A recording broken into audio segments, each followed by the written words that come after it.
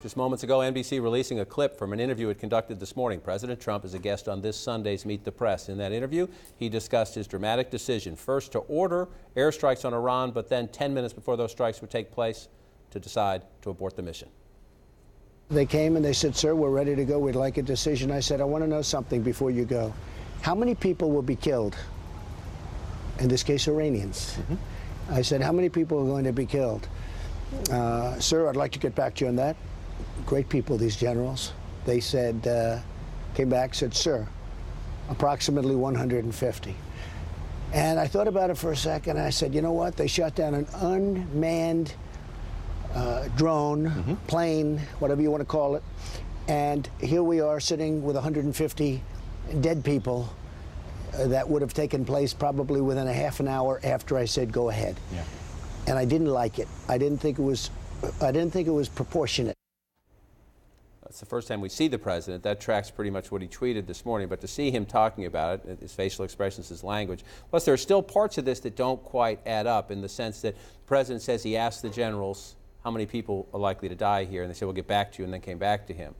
Maybe that is the way it worked out, but if it did work out that way, that would be incredibly unusual. Admiral Kirby on earlier saying that, no, he's been part of these strike briefs, they call them, and it's the first slide in the PowerPoint presentation. It's one of the very first things the briefer tells you. This is what we're going to hit. This is the expected casualty of it. So it's odd.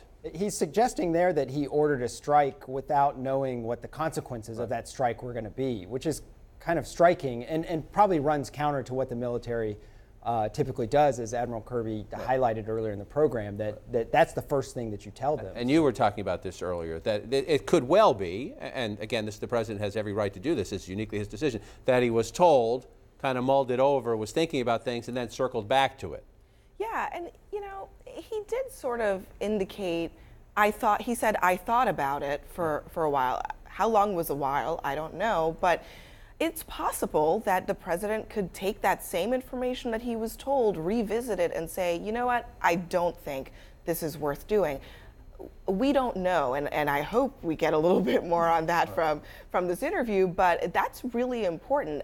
It also will beg the question, obviously, if you're told the first time it's 150 people, I mean, that should register. That's actually a fairly large number, I would think, if you're trying to sort of understand whether or not an unmanned drone attack is worth that. And so it would be curious as well, even if the president decided at a later date, you know what, actually, that's too many people for me. It would be interesting to know if he, at the first time he heard it, didn't think that number was particularly high and was willing to go forward with the attack. And to remember, to go back to yesterday, some of the curious pieces here is the president sitting in the Oval Office yesterday said he thought this was essentially a loose cannon. He said somebody loose and stupid.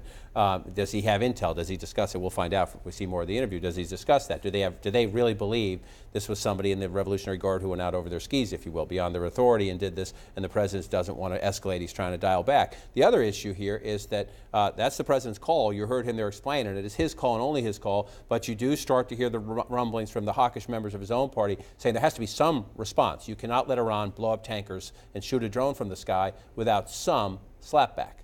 Yeah, I think the question now is there some other kind of response he views as more proportionate? And that's, I think, a thing we're going to sort of see unfold in the coming days. But certainly, he has long been very concerned about new military intervention, starting new wars. And I think part of what you're seeing here is him sort of coming back to that pretty core belief.